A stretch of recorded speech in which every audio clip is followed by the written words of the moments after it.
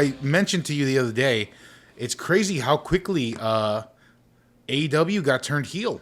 Yeah, They were the fast. biggest babyface company for Fast. 2 years. And I remember I went to a lot of shows. I don't know how many you went to, but I went to about 4 over the last 2 years, including one pay-per-view. And man, and I remember I was telling Luigi Lotti, like, enjoy this because this won't last. It won't last. This is the golden era. It's sad that Yeah. it could pivot. Something could pivot. Something could change. My question to you is, do you think it's as bad as they are saying it is? Or is this the dirt sheets really getting worked and also just doing stuff for clicks? I think they're doing stuff for clicks. I don't think it's as bad as it is, but here's the hot take that's going to trigger some people. Jim Cornette was right about a lot of this stuff. And you and I have talked about this before. You need a professional wrestling mind. And it worked. You also need somebody that says the buck stops with me. And Tony Khan is the buck that stops with me. But he also needs people that he trusted. So if he wants to be in that Vince McMahon role of everything starts and ends with me. Vince McMahon had Pat Patterson, Gerald Briscoe, and as much as you don't like, he came up with a lot of good stuff. Michael Hayes is fantastic, good friend, but his stuff that he books is fantastic. He has those people that came up with a lot of good stuff. Some of the best stuff that we grew up with came from Pat Patterson. Tony Khan, they did not come from Vince. Vince McMahon has had more bad ideas than he's had good ideas when it comes to creative. So Tony can't do it all. He can't. He'll just burn himself out. But that being said, I think, like JJ said, that a lot of people are working themselves into a shoot. I don't know how much of that heat is real with CM Punk and Adam Page. Clearly, it was real enough for him to do something live on TV after Adam Page kind of went off script on stage, and then CM Punk returned the favor. And that's not good. You don't want more buzz coming from the locker room than from the ring. And when we were just coming off Thunder Rosa having some concerns. And then Jericho, I don't know what's going on with him, that he's the one that should be rallying the troops. He's the one that should be like, I'm the veteran. We need to rally everyone together. I think that's what Cody was doing. And I don't think Cody got enough credit that he was the heart and soul of that rallying the troops.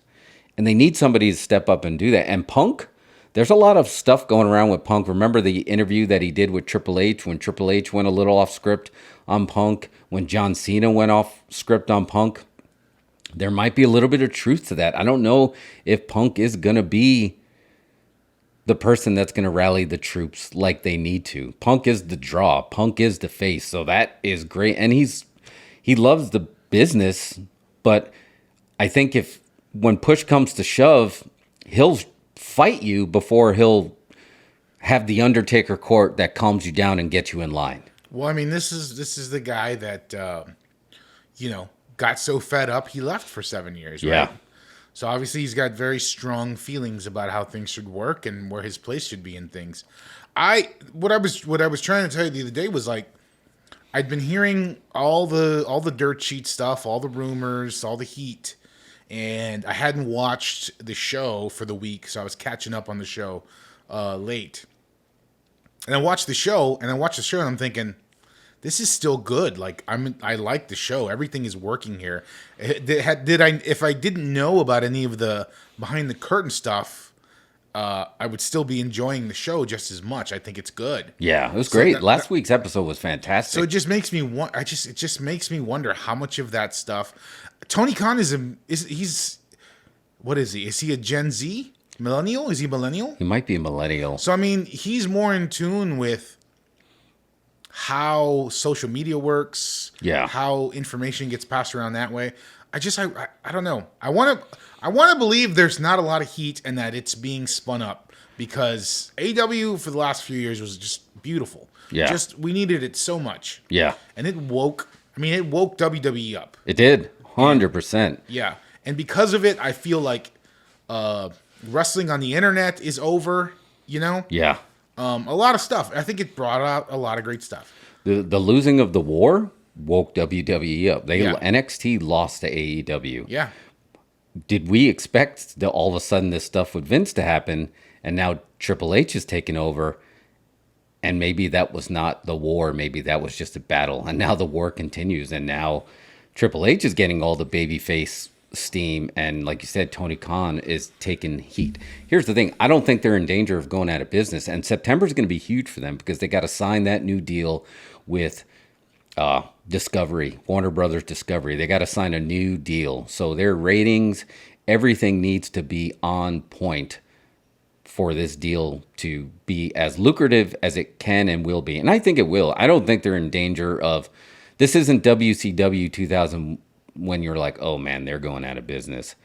But the locker room got really crowded and they didn't have a lot of time for a lot of the people. So these next shows, and I think is Quake at the Lake, is that tonight? I'm not sure. I think it's tonight. They just need to be putting on TV shows like they did last week. They need to get MJF back and have that be a little bit of that work shoot.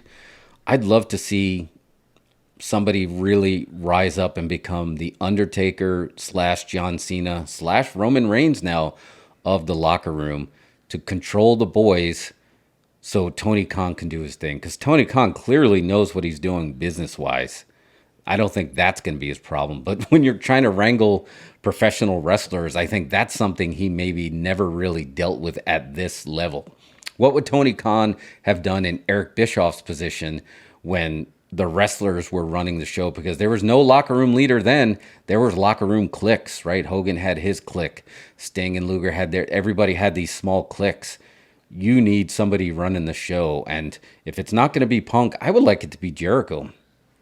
But I don't know him enough, but I feel like he gets a lot of heat too, that he's just glomming onto these younger guys. And I don't know if that's true or not, but he's trying to, in the business, he's always changing himself. And I think he has to do that. Or else what is he going to do? He's a creator. Yeah. He's a true creator. He's an artist. I mean, There's no doubt about it. So why wouldn't he want to do business with the hot? And I think he is giving people the rub. That stuff he did with Orange Cassidy, all the mimosa match and all that stuff, I think that worked really well. He brought this company to where it is right now. He was a big part of that. Yeah. Oh, Sting would be another one. Good call, Jay. I'd like to see Sting step up and really rally the troops because they're clearly these guys are there. And again, Bryan is another one. He could be somebody that people look up to. And the whole thing was of taking veterans' advice. But I think there needs to be more. When Undertaker gave you advice, it wasn't optional. And maybe a lot of these younger guys are thinking that this advice is optional. It's not optional. You do listen to the guys who've been through the trenches. And Punk and Bryan and Sting and Chris Jericho, these guys have been all through it. Arn Anderson is back there. This isn't an optional advice. This is what's going to keep you going. Now they got Steamboat there. Maybe keep Steamboat there. Somebody needs to be the locker room leader, and then he needs a couple of wrestling minds, and then he can be in that Vince McMahon role. He can't do it all. I loved Bryan Danielson giving Steamboat the handshake. Oh, yeah. Yeah. Good to meet you, sir. Yes. Yeah, that's great, right? Yeah. That's respect. And I think Bryan, that is just the kind of guy who he was. The show is good. It's despite, we're at the thing is when AEW was new, they had 8 wrestlers? Yeah. And the first thing you notice is wow, they need a few more folks on the team. Yeah. They need a few more options. Now they have unlimited options. Oh my God. Way too many options. And I can't help but wonder if in Vince McMahon's mind, this was part of what he was wanting to do, was flood them with talent, let Tony Khan go crazy signing. Dude, it's eerie. And create this backlog at your show. Whereas now, before you were trying to get creative to book a show with 8 wrestlers. Now you've got 25 great wrestlers on your roster, and you can't figure out how to book them. It's eerie. And you already had issues because AEW already has multiple things that they weren't great at yet. They don't know how to book a big guy. No. They're having trouble booking the women's division, aside from Britt Baker. Yep. And they don't know how to book a babyface champ. No, you're right. Wow. And those three are vital. Those three are completely vital for professional wrestling in 2022. They had not figured these things out yet, and No. now they have so many options that it's just, I don't know, it's chicanery. Yeah, and Google that word.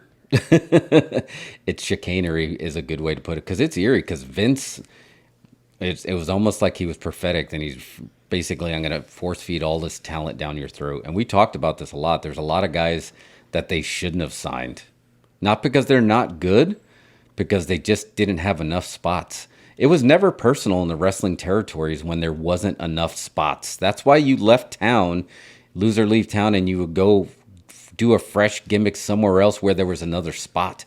There's not enough spots for everybody right now, and they're just flooded with, and it has nothing to do with talent, because 2022 has probably the most true athletes in professional wrestling than ever before in the history of this business. This isn't a talent thing. There's only a limited number of spots, and Vince did basically cram all these guys down their throat and left them open when he probably should have just signed a handful, and force these guys to go somewhere else and raise up another company in a true healthy ecosystem. It wasn't just WWF versus WCW. The true healthy ecosystem was WWF, NWA, AWA, World Class, multiple companies in Japan, multiple companies in Mexico. You had a strong company in Germany, and then strong indies to feed from, like Florida, Memphis, Texas. That's the healthy ecosystem. You got to spread it out. But let's go to the other side of that. With Vince being gone, and Triple H made his statement of, this is my creative now, by all of a sudden re-signing a ton of talent, which I did not see coming at all. He re-signed a ton of NXT talent that were future endeavored, and now they're all coming back. And he's putting them on the main brand, with the biggest one who got a monster pop was Johnny Wrestling. Johnny Gargano showing back up as a WWE Raw superstar, not even NXT. Obviously, he's the NXT. He did everything in NXT, but can you imagine what is Vince doing in his rocker that he has somebody that's sub 6 foot tall, sub 200 pounds, not named Bryan Danielson, that showed up on Raw and got a monster pop and basically said, I am here to go for every title. I'm going for the IC title. I'm going for the US title. I might even go for the world title. Yeah. That was huge. When that music, and I think it was a slow burn, like the crowd was unsure what was happening. And then when they realized Gargano was back, to me, it was very telling of how many true wrestling fans are back in it.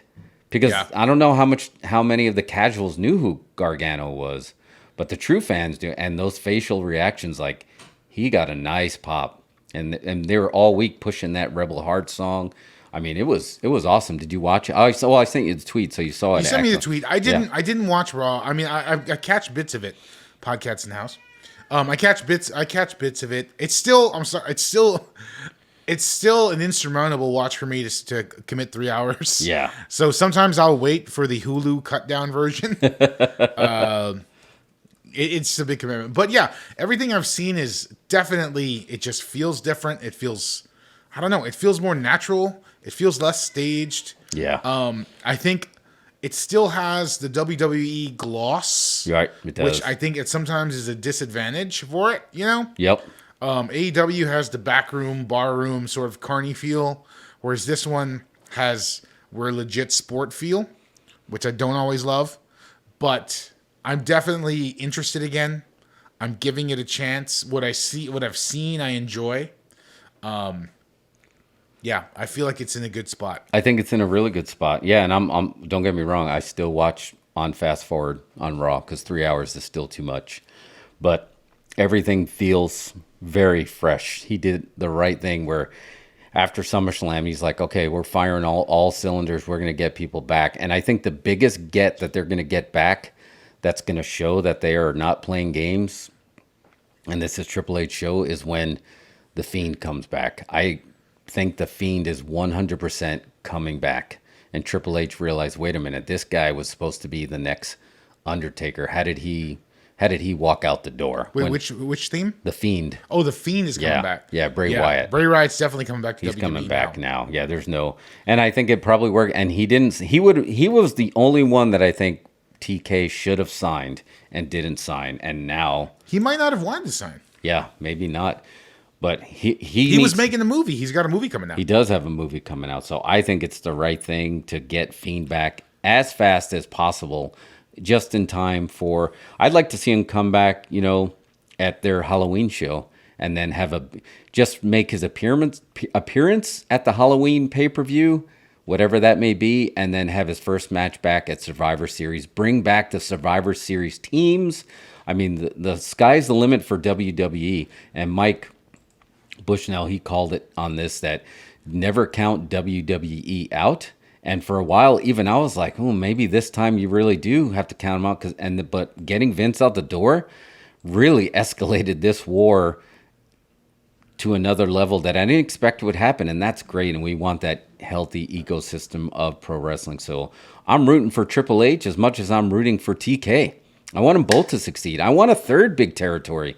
Raise Impact. I want some good indie territories. Give NWA Power a chance. I want them to feed these bigger systems, but it feeds the bigger system as a whole when they're successful too.